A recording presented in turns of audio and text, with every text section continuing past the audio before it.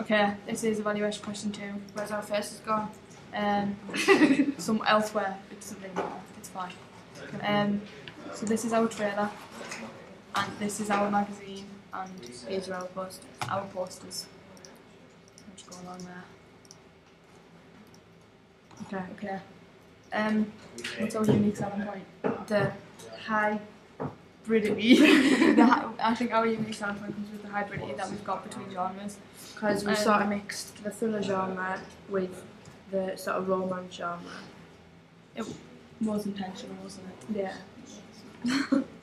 But we didn't intend for the romance to play such a big part in it, but it's actually the key. It's one of the key part of the trailer now. Which would be a part of the film. Is that?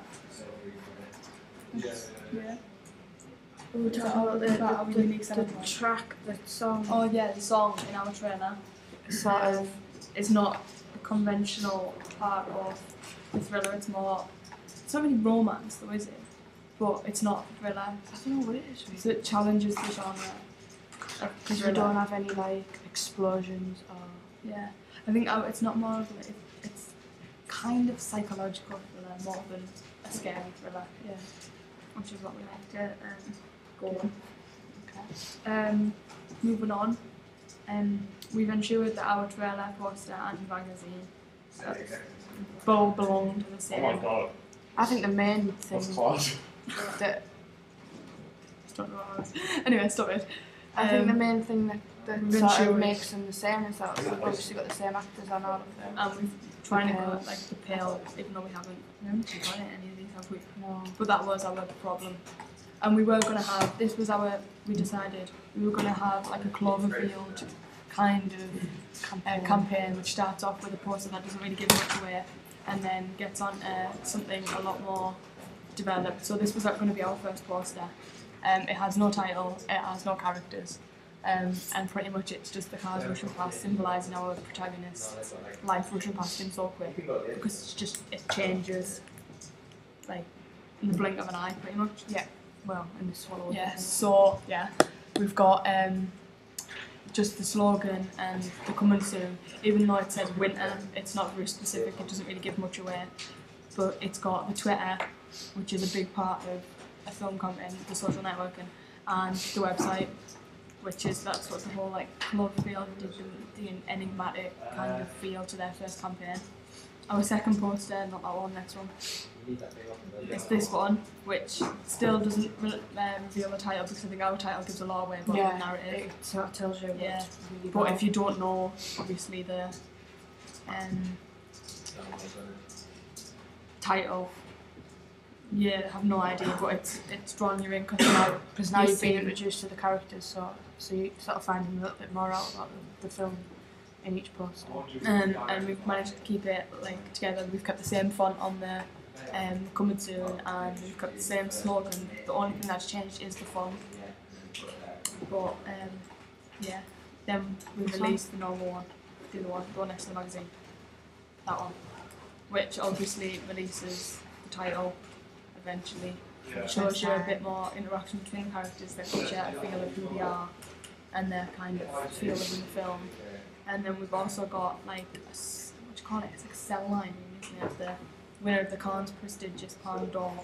It's obviously it is the biggest award you can get at a Cannes Film Festival, which then goes on to our magazine, which shows the campaign because we've got the mention of Cannes.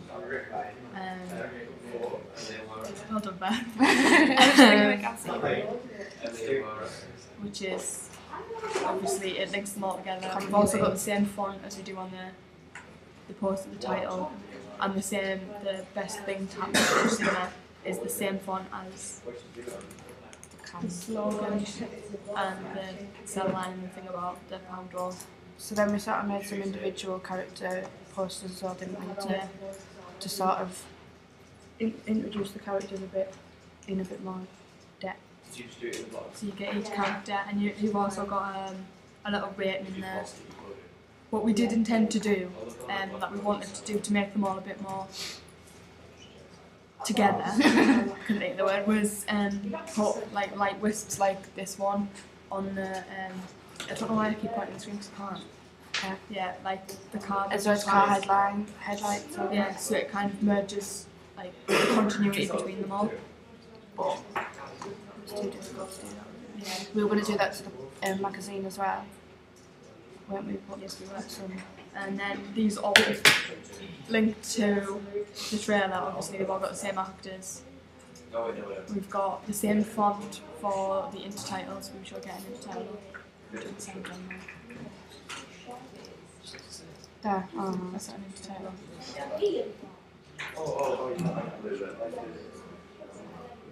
Where's that song coming from? Why is it like there it was?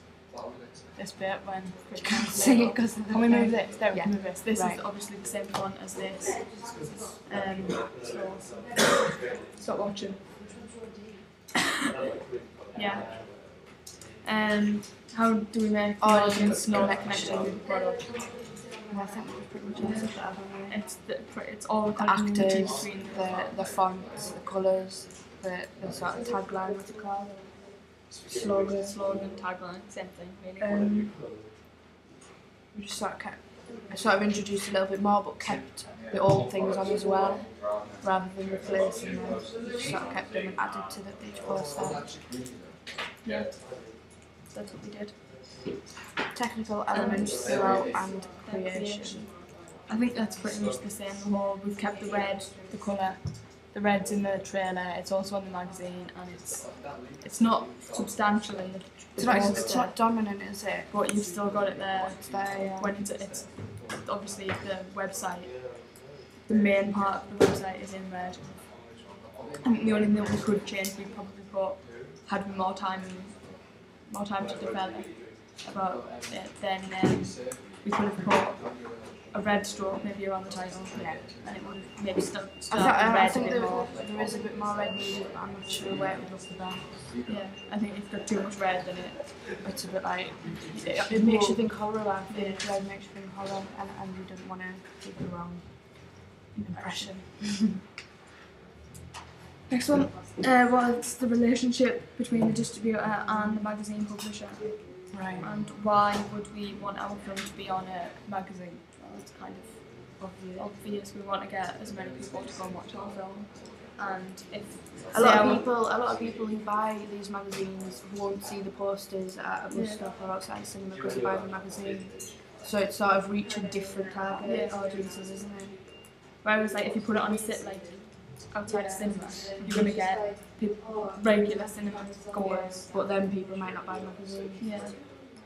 Or things like that. I think the good thing about having it in the magazine is if it's got a wide audience, so something like Empire and 12 films, have people that buy it regularly, but then people that buy it for certain films or certain like events, I suppose. So like if you get people that are interested in like the Cannes Film Festival but don't necessarily always buy magazines, you might buy ours because it's mentioned about Cannes. But then again, you've already heard about the magazine because of it being mentioned at a festival. Why give the extras such as like the backstage? I think it just sort of creates more interest, doesn't it? Yeah. Like, you love to watch stuff like how things are done. Like, I suppose like it's good as well.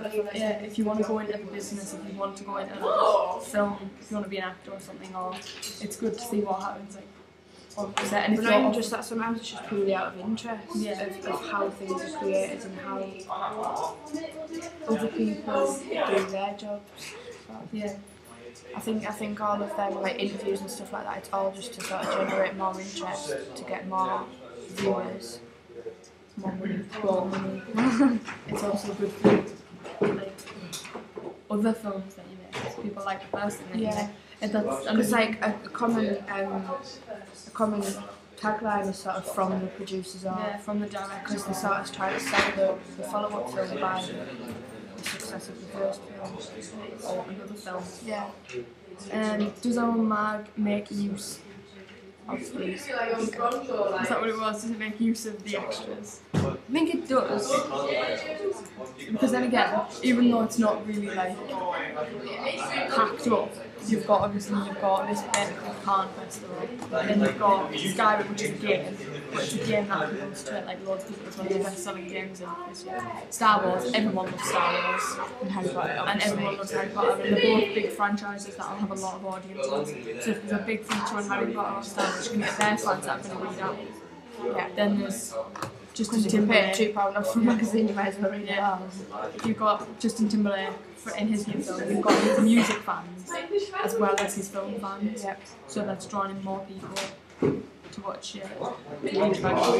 And if it's on the cover, everyone's gonna be like, well, it's new, and it's TV cover, it's online, and I think with it being in the same magazine as Harry Potter and Star Wars, things that are so successful and so popular, it's sort of makes you think, oh,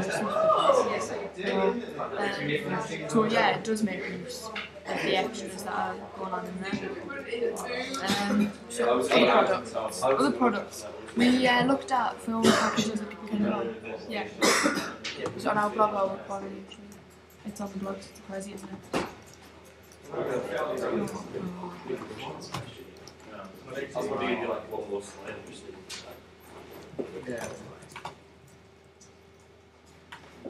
Okay.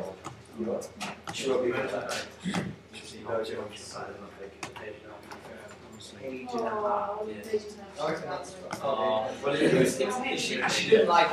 so this is one that we did on Harry Potter, which obviously is another franchise that a lot of people know of. Harry Potter didn't just do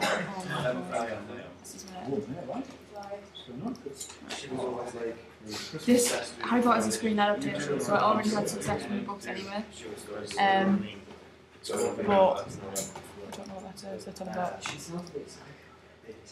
This was it was kind of the same as what we've done. It doesn't give you any characters, it just gives you the sort of location of what's, and if you hadn't read the book, I suppose you don't know what's going to go on. Yeah. So it's the whole everything. This is Because for a lot of people, reading is really boring. Yeah. So people don't have the time to sit down and read a book because it could take weeks, whereas watching a film takes 2 hours. then they also had a DVD extra on the first part of Deathly Hallows. When the first part was released, the second part was advertised on the DVD, so if you bought that, you got the sight before. They then released more posters of characters. The release date was like obviously big then. Character posters, which is kind of what we've gone with. That's more backstage thing, more just out there, something like that. Then they give more character posters, obviously in a different and then what was this? Or teaser trailers, a series of them, so I think that's what we'd go for. Yeah, I think we would do something like that sort of release. Because it's quite a big, packed narrative, isn't it? It's sort of got a lot going on. I think we could release tiny little parts of the narrative. I think what we could have done, Fight Club did it, and it made them really successful. They made fake specific announcements based around the characters. So obviously our antagonist, he has that kind of persona, so I think that would go well to be a good package. Obviously we have to make our website, which would have different characters on, maybe change the character every day or every other day. Or just have like character profiles. Then you've got like the games, We'd definitely have an interactive game, wouldn't it? Because with our film walk as well, it sort of applies to all age ranges. This section is about videos that highlighted the fact that it was the last of the Harry Potter series, but we could do something like that, like it's the first of kind of hints on about everything that is that us? That's us playing. See, I knew I could hear Harry Potter. Oh. Right, what were you saying? You could have the first of like... I think it's like character things. So characters are probably the most important thing about our narrative. Because you almost have to like sort of be on their side, you know what I mean? Because if we create it so that people like Christian, then it'd be like, I think as well what would be a good idea, because characters are such an important part, it was that thing on the BBC that they did, I can't remember what it was called. It was like Vampire Diaries, but it wasn't vampires. It was like a supernatural thing with the werewolf. right. And then online they did characters role playing, so they were like phone calls, voicemails, diaries, texts, that kind of thing. So giving an insight into their characters. We would also obviously have to make use of social network insights. Yeah, definitely. A lot. Twitter would be one. Twitter, because it gets around faster. Facebook as well, because Facebook's open to 8 million plus people. Yeah. So obviously that's open to a massive audience. YouTube, maybe, possibly, definitely. So we get lots of attention to that. Is that everything? Yeah.